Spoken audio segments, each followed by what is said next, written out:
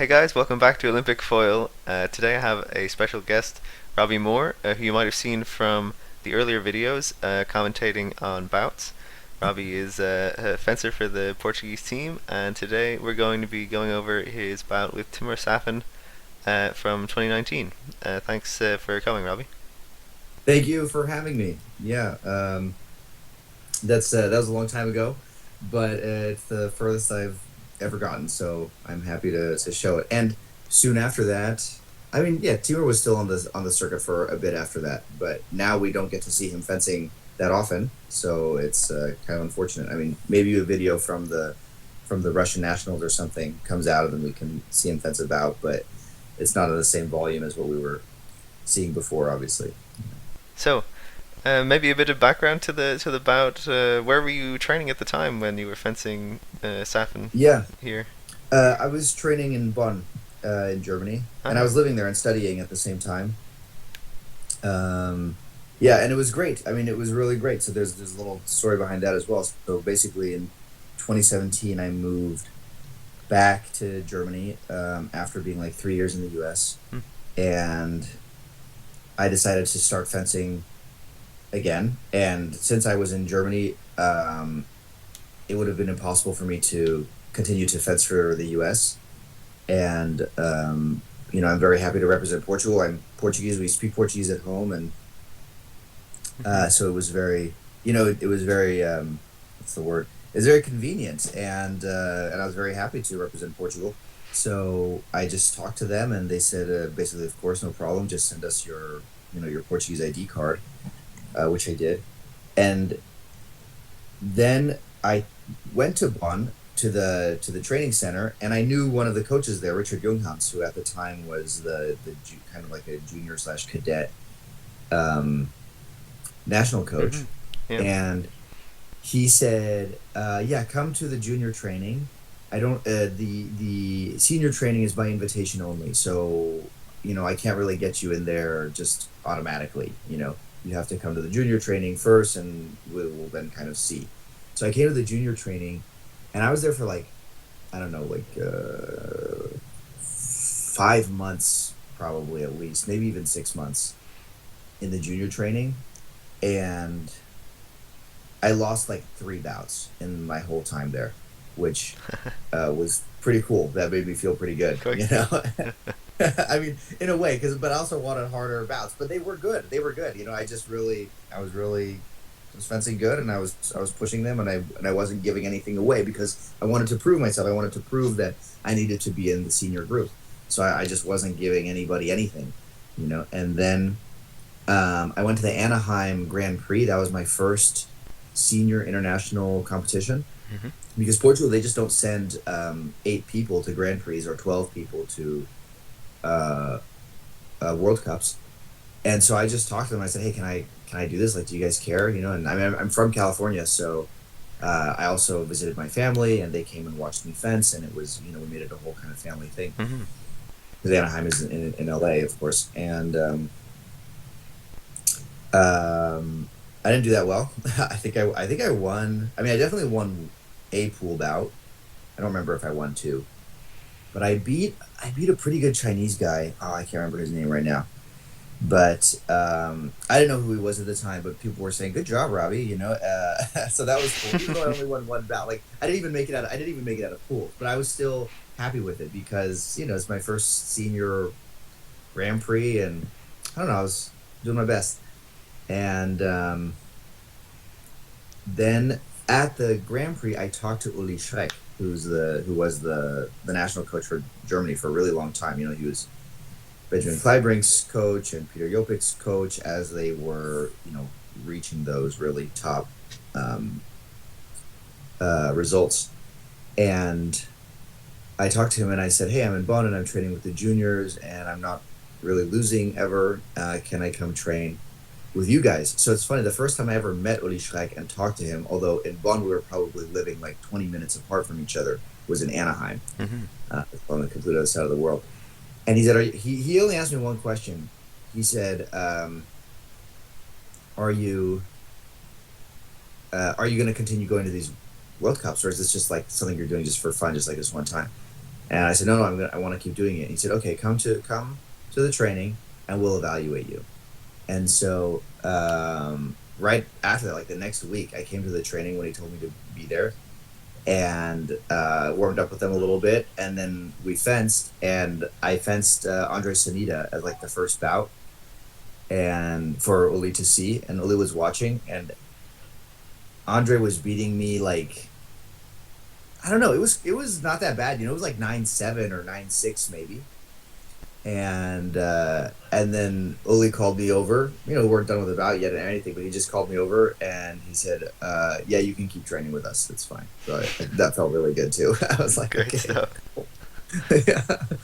And that was so amazing to be in that training group. I was I wasn't allowed to do everything that they did. Like they would sometimes have these sort of like psychological trainers come in and talk to them about sports psychology or nutrition, or I don't know, different things, and then they would also have these kind of conditioning, sessions, which I also wasn't invited to, but it didn't bother me at all. I understood it was fine. They allowed me to use their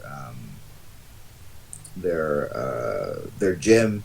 They even gave me a locker. Like it was very, very nice. They were very welcoming, very good people, and I could train in all of the senior trainings. And leading up to this competition, they also ramped up their training a lot, and I was in all of their special trainings just as a training partner. Yeah. And I was fencing Peter Yopik and Benjamin Kleibrink all the time. It was really good. It was really good. I always asked them to fence. They always said yes. Alexander Kahl also was always a great bout for me. I mean, I beat him so rarely. He was always beating me. It was so hard. I was always trying to get Alexander Kahl. Like, I don't know. I beat him like maybe like 2 or 3 times or something, but out of many, many bouts. He's very, very hard fencer, very good fencer, and all of them, obviously all of them. And Fabian Braun was there, Marius Braun was there, and then the Klein brothers, Louis and Felix. Just a lot of good fencers, and left-handed, right-handed, big, small, everything.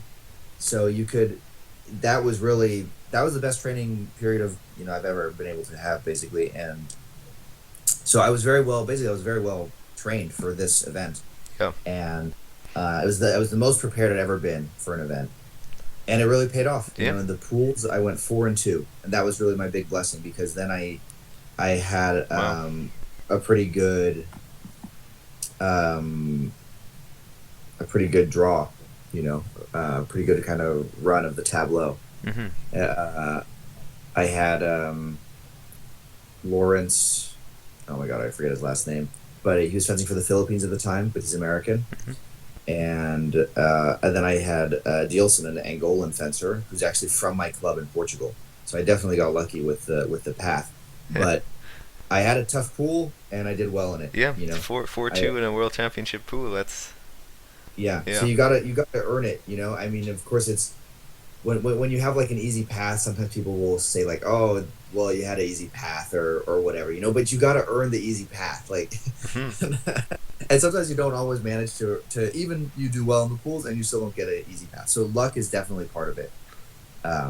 But I really wanted to beat Safin, But I also, going into this bout, I knew I get very passionate on the strip, and I've never like thrown anything or expressed too much rage, but I knew that I really didn't want to do that. I really wanted to like be professional on the strip no matter what happened, because honestly, I was just I really wanted to win, but I was very happy to be there. It's this. Yeah. There's so many like psychological factors. You want to give your best result. You want to do the best that you can do, but you also want to be graceful. I suppose win or lose with some grace. Yeah. Yeah. Yeah. So it was that it really explains. Your good performances. You had the incredible training setup. Yeah, you need to. Yeah, I mean, right now I have a much weaker training group. I basically invite some of the best fencers in Berlin to come and train at our club because I'm the head coach at our little club, Fencing Berlin Südwest, and we're actually not that small. Like we're definitely getting bigger, and we have a lot of members. But the full time coaching position is a totally new position for this club after a long time without a head coach, and so we're really building it up. And so basically, we have no fencers who have a lot of experience. And so we invite the best fencers in Berlin to come every week for training, and it's good, but it's just not the same thing as the National Training Center in Germany, obviously. And having good training partners is really important.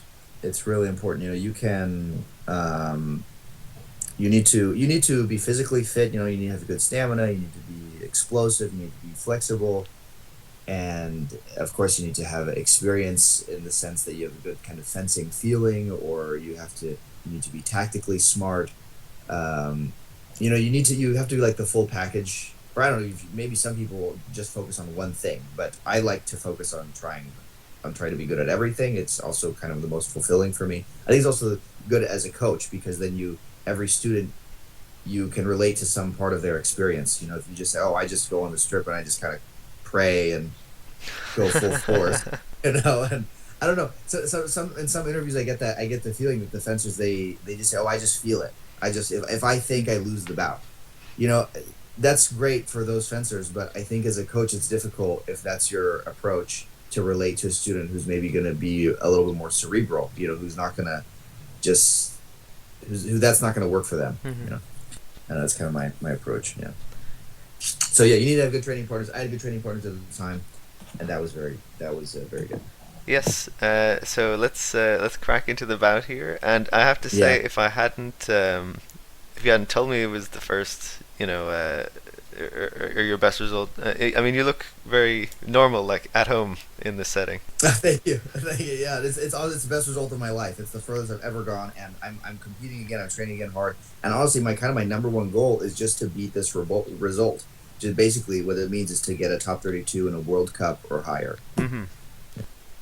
So what was going through your head during this, you know, first point? This you start the bout with Safin. So you can see here we're so first we were kind of wrestling for the middle, is what I call it, or kind of wrestling for the right of way. We're just going okay. we were just kind of going back and forth, and then he does his attack, and I think I get a circle 6 and get him off target. Yes, that parry. Yeah, you'll use it a lot in this bout. I saw it's. Yeah. I've always liked circle 6. Honestly, it's been a good action. It's been a good parry for me all my life, and I remember thinking, man, he's not as fast as I thought he was going to be, and I remember thinking his blade is not as impossible to parry as I thought it was going to be. You know, and I just realized, like, hey, fencing Andre Sanita and fencing Benjamin Kleibrich and fencing Peter Jopek, like, it has prepared me to deal with this guy. And he's gonna have to respect me. Yeah. You know, that's really what I. That's great. You start off and you're like, it's just a guy. Just another guy. I was just like, this is just another guy. But he does move well. I mean, you do see he moves super well, and. But like there, I almost got him. I remember being surprised that his parries were not as good as I thought they would be. Like, I keep getting so close to getting through, and right here, so I got in. So he's pushing forward, and then I do a lunge and basically a counterattack, and then he parries, and then I get a counter parry, and then I repost around the head. Yeah, lovely stuff. And get him. You know, and so basically I juked his counter time. He tried to get a counter time, and I got a counter parry off the counter time, which is pretty much. I mean, I can't say I was planning that, but you know, I try to fence in kind of a balanced style, same as he does. Yeah. And so that's something that you're always going to be ready for in that case. And then again, here I just got a normal circle 6, but I realized like getting that circle 6, it's not impossible. Like I can get it, so I just got it again. Do you think that getting those touches and then another nice 6 riposte there relaxed you? Yes.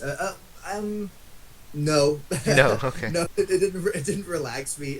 I just he changed here. He he stopped kind of attacking me as quickly. See how close we are here? We're really baiting each other. Mm. Yeah, to me this is kind of a simultaneous. But the ref gives it to Safin. Why would it not be? See, I even yell. Like, I obviously think I'm in the right of way. So these are these right of way touches that in all of my videos so far, I'm always mentioning them because they're such like a huge part of the game. Mm-hmm. Like, why is he first? Is he honestly first? What part of him is? How is this not everything identical? Okay, so yeah, both come forward, and then see he goes back with his back foot, and then And I do too. you go back with your And front now- foot, but he leaves his front foot there. That's sort of, it gives that. Go back just a little bit. I don't think I go back with the front foot. Go back just a little bit. I want to see that. If I go back with the front foot, I want to see that. Oh, I see that. There's like a little. Okay, the screen, the frame cut for me. Yeah, I see it now. Yeah, And yeah. then- It gives the I go back impression just of like more continuity on the right because he leaves his front foot there, and then otherwise it's, as you said, like the same basically. Yeah. So it's little moments like that though where I don't know. I'm not sure every ref would have given it that way. You know. Oh yeah. Hard to it's these touches, like you said. Yeah, that's what I'm saying. That's why I call them right of way touches, and it's sort of dealer's choice, and you're really leaving it in the hands of the referee. And I don't think I felt that strongly at the time about this as I do now. I really try to avoid this kind of touch these days. Mm. I try, like, now I would much prefer to just have gone back and defend, or just do something else. But if you both think it's your moment, it's not a good strategy. Yeah, it becomes the bout is very that was a lovely flick. I just wanted to say off of the parry. Yeah, got him off target there. Yeah, You gotta kind of be a specialist in it. Like some fencers really specialize in the only right of way touches. Mm-hmm. Again, see, it happened again. Like, it wasn't. I don't know how close this was. Maybe this was much clearer for him. I don't think I even yelled there. But it's again a trap, right? Yeah, I do yell, like, because he's going forward and then he's going back and then I'm trying to attack in that moment and then he's kind of, yeah, it's tough. I don't know. It's always tough. so tempting, but exactly, like you said, yeah, maybe if you're not specializing in it as your whole game, better to focus on just moving and then getting. It also, I think, yeah, this one I was a little frustrated by, but it was correct. I didn't even say anything. I remember that clearly. I didn't because I missed my counterattack. Right. Yeah. The initial one. So did So he call missed video? his hit. Oh, He I did see. call video, he called and he was video. right to do so. But it's a little bit tough because you could almost say that I start counterattacking before his, but it's not close enough. It's not close enough. So it's Yeah, that I doesn't agree, seem and to I agree phase you at at the all. time. Yeah, exactly. I knew it was not the right because that's how at the time that's how I was interpreting right away, very much. And even now I still do. It's the same thing. Because if you counterattack before they finish the attack, then it's a different story. But my counterattack was basically at the same time that he finished the attack. Yeah, reasonable enough. Yeah. You're not dissimilar fencers, as you noted before. Yeah. I mean, we're similar in that we both try to be clean. This is a very nice parry post from him. I guess I just tried to surprise him. I felt that I could, but I guess not. Safin in the middle with the back flick, the parry pass and flick to back. That's oof. Here he just completely ran into me. Like, he needs a yellow card for that, And it's the thing is the one time it's fine. Like you see, it doesn't phase me. I just get back on, no problem. But he will do this many times in the bout, and I didn't really complain enough. Yeah. Did you have a coach in the box with you at this event? I did. I should have mentioned that right away. So actually, I had Mark Perelman he was giving me lessons. Yes, Mark Perelman, the GOAT, the legend. The legend. I mean, he really is a legend. He's a great guy, and he's got some great junior results internationally. I think he was like second in world championships or something in juniors. Like, he's a very, very good fencer, and we were giving each other lessons at the time. He was fencing for Israel at the time, and it was me and him and Rosario Vela, who, by the way, Rosario Vela did really well this last weekend. So another German fencer, and And that was we had our own almost private little training group, and we were training very hard. And he was in the box with there, and my Portuguese teammates were in the stands, um, and they were cheering me on with every touch that I got, and they were really being super supportive. José Chirau and Pedro Macedo. We were if we had had a team, we would have been like honestly one of the one of the best teams that Portugal has had for a very very long time. Mm. So we were all three like actually pretty good fencers. So it's too bad that we never started a team. Um, That's like an we never fenced. excellent, yeah, atmosphere. So you had But it some was support. That's good. yeah. And then Eli Schenkel came after I don't know like I don't know after maybe after somebody has 5 touches, Eli Hmm. Schenkel shows up, and then he starts giving me advice too. So it was good, and it was all mostly just like mental support, and I don't know, stay calm, fight hard. It's just showing that they were there to support me. So I really appreciated all of them doing that. Hmm.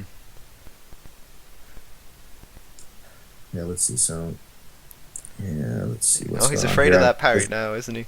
Oh yeah, this is my favorite. This is my favorite touch actually. Boom, that was awesome. Excellent finding So the time. yeah, basically what happens here is I push him really hard, but I'm always ready to counter time, and so that makes him scared to counterattack because I'm always ready to get the parry in the attack. And you see my steps are quite small the whole way forward, Hmm. so I'm just trying to be very controlled, and then here I don't get him. He goes back, but he waits too long because he is really doing this right of way fencing, and he waits too long here. I just know he waits too long, and he knows he waits too long, and that's why he searches for the parry. If he had thought that he had the right of way, he would have just finished. But I surprised him with just this straight attack. It's a beauty. Yeah. And it is a touch that I was getting in that I get in training as well because I feel especially if you attack and somebody is taking too long to restart their attack that you should be able to get it. But again, it's almost it's a risk. It's a risk. If he had just finished, the ref probably would have given it to him. That's the thing with the right of way touches. Look, the refs, they're doing the best they can. I was very happy with this ref. He was really good. I didn't feel he was unfair in any way. But everybody's human, and when you're Timur Safin, number 11 in the world, and you're fencing Robbie Moore, some Portuguese guy who's like less than 300 in the world, and there are actions that look kind of simultaneous, and the refs are telling you never call simultaneous. Who do you think is going to get the touch more often? So you just can't rely on these right of way touches when you're the underdog, because the ref is not gonna he's not gonna give you anything. Yeah, it's good advice. And Yeah. I thought I like the this touch that you went for it in the bout as well because it's one of those things where if you land it, it's very helpful to you mentally or like tactically as well. Yeah, And they're yeah, like, oh, yeah. Because let me not be hesitating and doing all this shit so yeah, much. it can force him to excel to speed up his attack. It can allow me to threaten that I'm gonna do it, and then he will maybe finish earlier, and then that can open the door for me to parry repost. Yeah, Yeah, feedback into your excellent power boss to set up. yeah, yeah. And I should have stuck to that more. I really should have. I feel like I should have forced the parry post more with him. But hindsight, Uh, hindsight, so hindsight's almost 20. exactly the same with the next touch, and then almost got the power pass. Yeah. Yeah. But I mean, has he gotten any touches that weren't? He got one pair repost and he got 3 of these like right of way touches basically. Hmm. That's not true. He got one pair repost. He got 1 attack remise, and 2 right of way touches.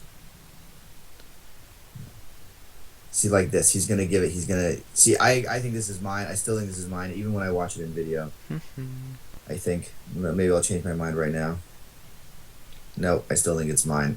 I think if you're gonna say that Safin's not stopping with what he's doing, then you can't say that I'm stopping with a little search.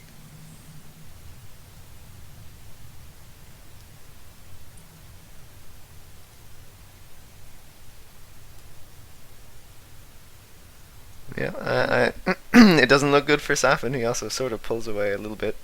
Uh, Yeah. But then he goes to video, and then he gives it to Safin. It's overturned eventually. Yeah, yeah. Darn. Well, as you said, the right of Oh way no, no, touches. You're really he makes it playing with simultaneous. fire. He makes it Oh, he's simultaneous. simultaneous. That's good. So honestly, I did respect the ref for this because, but I think the other one should have been simultaneous too. You know, that's my whole argument. Is just that when it's this close that you're like counting milliseconds, you should just give it simultaneous, and hopefully that will make this kind of touch kind of go away a little bit more. Okay, so no touch there. Yeah. But 4-4 with TImur Safin, you know, I was feeling pretty good. I mean, 3-0, Yep. I was feeling better. But Oof. that was good. That was good. But he completely ran into me. Yeah, Know, like again. he lumped me to the ref. Yeah. And it does change the situation because I think I may have gotten the parry, and then I obviously couldn't hit him if he's running into me. This was very good. This is just parry repost. He just got it. He just outfenced it. I mean, he's outfencing me anyway, you know. But there are moments where like I am kind of seeing that I'm getting a little advantage or doing something right, and that I'm trying. You know, I'm obviously trying to feed off of that and trying to keep it going. So he's found that I guess he feels that if he puts a ton of pressure on me right off the line, he can get it. I think he's a little scared of my attack. Actually, he really doesn't want me to be attacking him. Oh, but then he does great counterattack.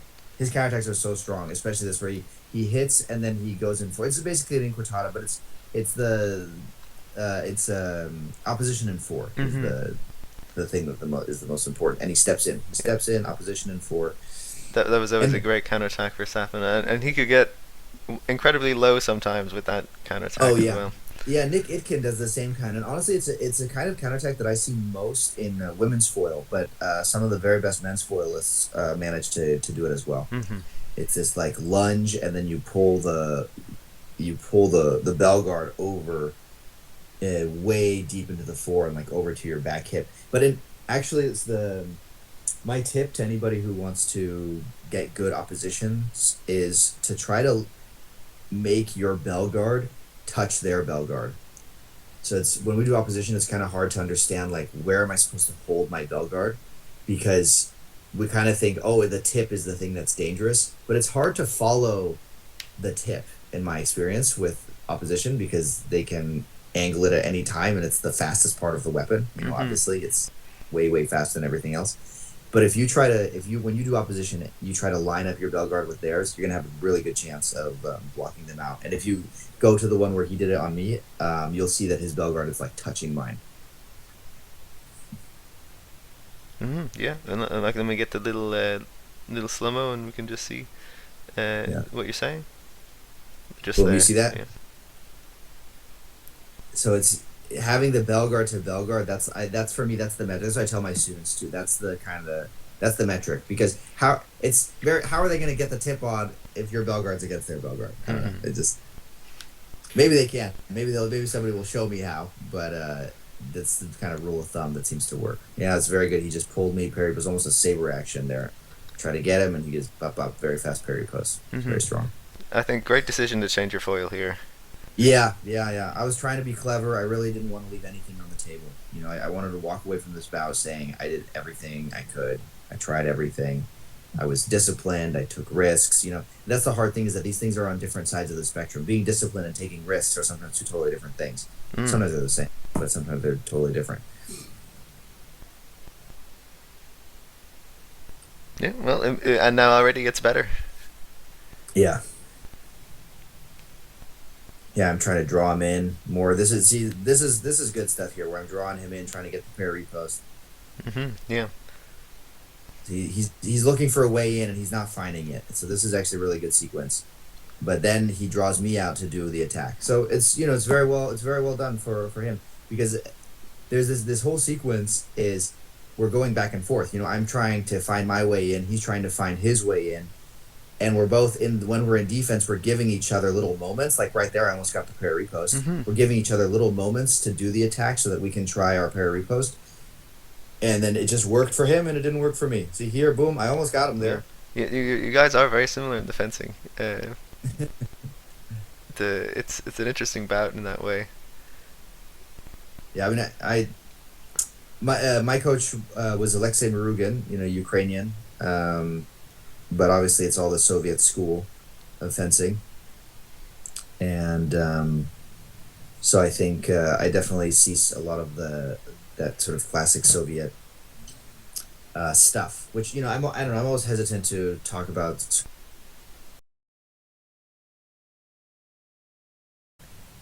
Okay. Yeah, yeah. So the Barry goes 10-4. I mean, I'm obviously sweating here, big time, Yeah. But I don't know. I'm just doing the best that I can. Looking at the video after the bout, I almost feel that my form.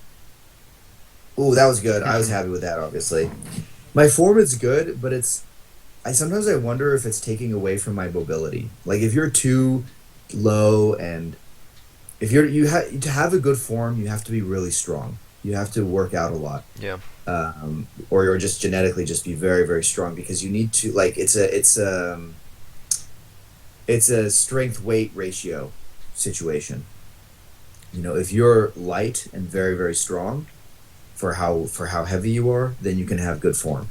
But if you're kind of too heavy for how strong you are, then having good form, it's going to reduce your mobility. Mm-hmm. And I think TImur Safin has just a better strength weight ratio than I do. Like I feel like you can see in some of my direction changes and stuff. Sometimes I'm a little bit stiff. Like it's not as snappy as it should be. I don't know. Uh-huh. So you would say maybe a little bouncier, or some of this this kind of thing? Yeah, I need to. I think I need to work out more. I need to. I mean, Right. at this time, I should have. I mean, I was working out some, but I don't really like working out very much. So it takes a lot of mental discipline for me to get in the gym, and I'm still struggling with that. But I'm gonna try and do it better this time, and do a little more jump rope. And I mean, just watching the video from last weekend, it was the same kind of. I had a similar feeling, like I'm not moving enough. It doesn't look fluid enough.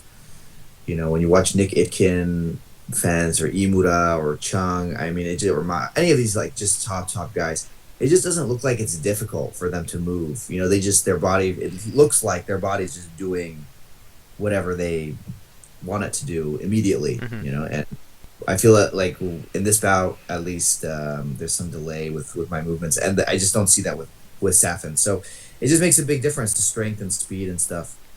This was good, Yes. getting him on the way back. Is again 6, and then repost around the head. That was a sick touch. Lovely stuff, and perfect to you just need one cool touch to bring the momentum back to you in a bout. Yeah, yeah.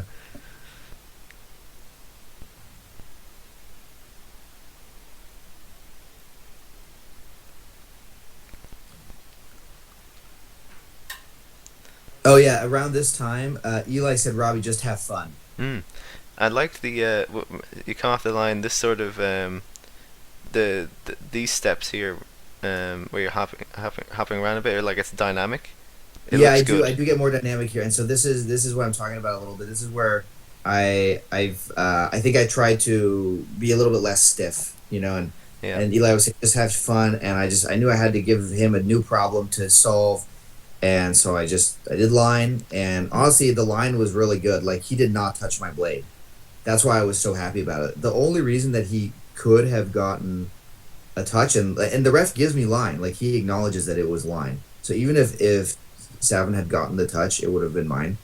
The only reason that it could be, like, supposedly not line is because the blade, like, comes out of my hand at the end. But I hit him. That's only happening because he's running into me.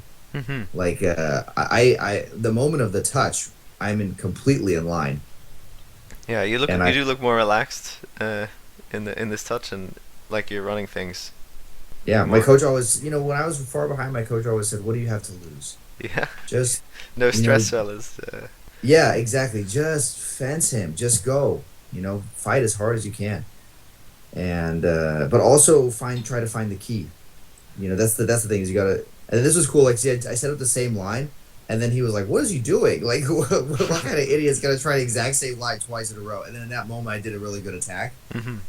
But he parried it, and so it was fine. But then this happened. I don't know. It was a little bit of luck, but I think just change. It's not so much. It's changing the rhythm of the bout. I changed the tempo. I increased the tempo basically. And the way you're moving around and really moving Safin around. Yes, exactly. I said, you want to get me, fine, but you're gonna have to get me, going 100 miles an hour, basically. And that just caused him to have to deal with a different kind of opponent. Mm-hmm. I like being versatile. I like being and he has to change weapons. This is the first. This is the second time. This is the second time he's changing weapons. So I forced him to change weapons twice at least. I think only twice. No, only twice. But it's like, this is. I need to a break from this. Yeah, it was 10-4, right? And so it was 3-0, and then it was 10-4, and then I got another 3 touches in a row. So twice I got 3 touches in a row on Safin, and honestly, I felt good about that. I said, "Let's go," and both times, like clockwork, he had to switch weapons. And he was number 11 in the world at the time. I was honestly feeling pretty privileged just to be on the strip with him. But I also really wanted to show that I belonged there. And again, he got a good. Let's watch where his bell guard is. You see his bell guard? See how his bell guard's right on my bell guard? Boom! That's the way. That's the way to do it. When you want to get these oppositions, try to get the bell guard to bell guard. Like if I had been low with my blade, some people they hide the blade low. They hide the blade in 7 or 8. Then his bell guard would have had to have been low, to prevent the touch. Yeah. Yeah, it was very beautiful. That's exactly the action I was saying before. So this counterattack I find is more prevalent in women's foil actually than in men's foil, but there are men's foilists who manage to do it very, very well, like Safin. Need a bit of leg flexibility. Yeah, exactly, and the whole body kind of folds over. Idkin does it super well. Yeah. Ooh, that was good. Yeah. It's trying. I'm trying everything. You can see I'm trying everything. Like this. What else? And look, that time he bell guarded me in the face so hard. Yeah, I did notice. For me, this is if the ref had been giving, and I haven't run into him even once. I'm respecting his space or whatever, or I'm just fencing, straight up with him. And that's an immediate red card. Yeah, it should have been a red card. And look, and as he's running by, he's covering with his arm. Like, okay, Safin, he looks very good. Look at that. He looks like a really good fencer, but I mean, he's dirty. He can be dirty if he wants to be. He's. I mean, obviously, he's amazing, but he's clean when he's moving. But when he wants to be dirty, he can be. Yeah, facts. Look at this bell guard to the face should have been a red for sure. This is intense. Look at that. And why? And he's fleshing at me. And all 3 of the core cores have been fleshes at me. Like I'm not jumping in front of him. If anything, I'm making space for my repost. And so yeah, I think that kind of thing is a little bit soft gloving it for Safin from the ref. You know what I mean? Like he's being soft. He could have given the yellow card right away in the beginning, and then, that was such a sick touch. So I can't even see it in because of the frame rate, but if you guys can see it, and what I do is I do a 1-2 or outside inside. So I just or a double disengage, right? So that these are all different. People use different terms for it, but I just do an advanced lunge where I take my tip and I disengage to the outside, so to the 6th line, and then I disengage back in to the belly. So this is like an action you teach people on their first day. Yeah. And it worked with just an advanced lunge off the line. I do no other footwork. Advance lunge. It's really perfect for Safin in the middle because, like we saw before, he likes to come forward, stop, and then do a parry and 6, and then maybe flick, maybe hit normally. And since you came to the outside, he looks for the blade like normal, and it's not there, and then bang, you just hit him. And in the actions before this, and see my lunge. So this is something that I tell my own students all the time. The lunge should be with the front knee going out straight. See how it extends fully, my front leg? Like that's how the lunge needs to be for when you're getting these long lunges. Because a lot of people, they just kind of they lead with the knee, sort of. They pick up the foot and the knee stays bent, and then they put the foot down a little bit in front. But if you really want to get far explosively, you need to kick that front foot out. And if you watch Safin and stuff, he does it too. They all do it. I'm like the least example that you could do this on. No, yeah, but for sure. You gotta get the leg straight. yeah, that's how you get the explosiveness. That's how you get far, and I mean I just barely get him because getting him off the line with advanced lunge. Like I'm not a big guy. I'm the same height as he is. I think I'm like 5'9", so or 176 or something. Yeah, so you got to get there sometimes. And I had noticed just before he was constantly searching in 4-6, which really impressed me that it was such a simple. It was so simple. He just ready fence, and then he would just search 4-6, 4-6, and so that's why I thought I could get him on the 1-2. It's perfectly adapted for your opponent. And I saw this. It's funny you've now mentioned where you were training at the time. When I saw this is very much a Kleibrink type action. When he does the lunge and he feints, he starts to extend his arm, feints, and then changes the other line with like quite a straight arm. If you know, of course. I'm honored to be compared to him in any way. I mean, he's a really amazing fencer. But yeah, he's very clean also. And Kleibrink he's so clean, and his footwork is so good. And he's another person that I would say has just like an incredible strength to weight ratio. Yeah. So where he and like people like Oda as well, where they just it seems like they twitch a toe and they fly across the room. Yeah. It seems like they're both very strong and made out of feathers. Yeah, like you could very right here, you're totally selling that you're attacking. That I'm going straight. That you're committed, and then whoops. Lovely. Yeah. Thanks. Yeah. No, it's I was happy with that touch. I was like, yes, got him. And he just goes so hard off the line. And he's already committed to the remise even before he does it. So look at that lunge. It's a great example, even better, way better than mine. Look at that, fully straight leg. That's what I'm talking about. It's this incredible weight to strength ratio. It's actually a really good comparison. You can see how it's just like it's objectively he's coming further than I am. He's coming faster than I am. Like he's just stronger, faster, more flexible. It's just better. It's very well done. And then he's going to land, and then he's already in the remise, even as he's hitting. You see? So he knew he was going to do a remise in the air. He was not planning on doing any kind of counter parry repost. So you did get the parry. I did. Well, did I get the parry? Yeah. I mean, did you find the blade? It looks there, like it. Yeah, I think I find the blade there. Mm-hmm. Yeah, I do. I do find the blade. Yeah. Otherwise, I would not even have tried to get the repost. Oh, that makes sense. Yeah, but then maybe you just were you surprised by this action? By how close he is? Yeah. I mean, he's just really using his superior strength and explosiveness to get in there. I wasn't that surprised about it because when you do this kind of circle six, it's basically a grazing circle six. So it's where you do a circle six, but you come off the blade and then try to hit at an angle. And the one of the counters to that is exactly this. This is like one of the most classic counters to a grazing circle six repost that you can even do. People try this on you often then. They do, yeah, and it can be quite successful against me. But of course, I have I then change to other things because that's what you have to do when your favorite action, gets solved. But yeah, it's because the tip is so far out, right? Because you do the parry, then the tip is far back, and then it has to come all the way in, and they just have to do opposition in 4. But it is hard to pull off because he needs to anticipate where my tip is going to be. Yeah. But he got there, and you have to get the remise in early. Yeah, so the light turns on very early. Yeah.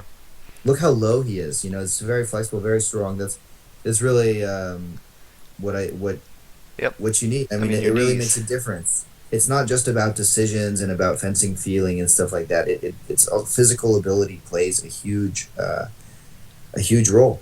You got to get strong, get flexible, get strong at those where your limbs are at maximum extension, have good stamina. All those things play a huge role.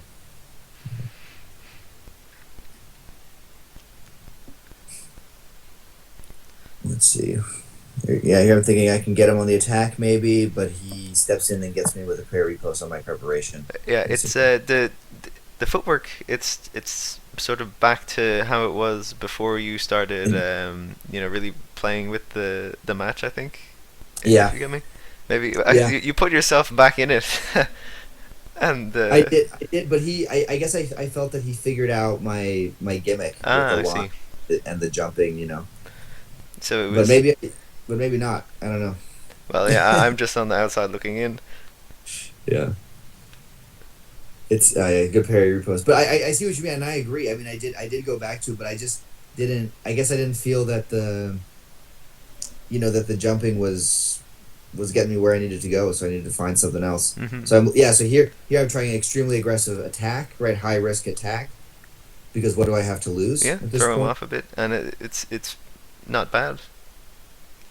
Yeah, I do almost get there, and I mean it's really amazing. You can really see he does a step in counterattack, and he's sliding on the strip. It takes an enormous amount of strength, to get yourself going that fast back, and then stopping in that way. But see how he stays perfectly still. He looks like a statue as he's sliding. Yeah, There's a lot of just strength in his joints and his muscles and his core, everything, to keep him that way, and it makes him, of course, a very very tough customer. This is sliding a, on the this. strip is crazy. Yeah, the I made a highlight video of Shunsuke Baba, Uh-huh. um, and when he does lunges in the middle, like he slides in the last foot, and it's just like God, the the speed, the strength, it's amazing. Yeah, yeah, it's incredible. It's incredible. I did like my running attack. It's a good attack. It's one of my best attacks that I do. I crossing the feet there and stuff, and I was looking for the way in, but I didn't find it. Normally I managed to finish the attack in a reasonable moment, but he just wasn't giving it to me. If the guy's not giving it to you, what can you do? Yeah. So power past again. Yeah, he does two steps in and then leans back with the pair repost, giving him space for the repost. It's very good. The guy's good. What can you say? Yeah.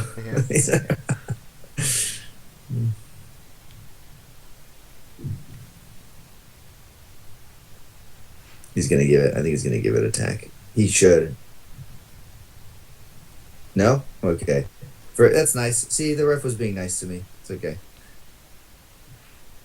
Boom, parry post. Very nice parry post. Yeah, with the See, power so that's what repost I at mean. the end. Like the ref, he was really being fair. He was really doing a good job. But it's just those little red cards. Like he could have easily gotten two red cards.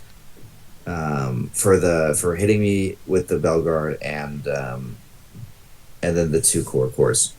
And he hit me hard. Like in the video it's hard to see and stuff, but I remember he hit me hard. And I was like, okay. But it's good. It was a great bout for me. It's an honor just to fence the guy. He was very respectful the whole time. He never yelled in my face or did anything unsportsmanlike. But I did like to see that his corner getting excited when I was leading 3-0. They were like, "Oh my god!" I don't know what they were saying in Russian, but also Mark told me yesterday that he was Hmm. very happy because we were hanging out. He told me he was very happy to have been in my corner, and that it was a very cool feeling for him to shake Safin's hand afterwards. Oh yeah. Yeah, and Mark is Ukrainian, but speaks perfect Russian, and so I think he spoke a few words with them. So that's pretty cool. But he said that was a very cool feling. Yeah, So the that was really iconic nice. fencer Safin. Yeah, absolutely, absolutely iconic. Yeah, absolutely. Well, this is all very very terrible political situation, and I hope that one day we can see such great fencers meet again. You Mm. know, as Safin and the. I mean, now we can see Borodachevs are on the circuit. But it's rough. I mean, I yeah. Yeah, it's been a wild few years. Yeah, exactly. Exactly. What can you say? Okay, so thank you very much for that commentary. It was very interesting. and it was an interesting bout as well, from many aspects. I If you check below, Robbie actually does more bout commentary, as you've also seen on the channel. So go check it out. He's got his own page, and hopefully we will see him fencing at the Paris World Cup very soon. Thank you very much. It's been a pleasure. I hope you could learn something and had fun watching. And yeah, we'll see what happens in Paris. Thank you.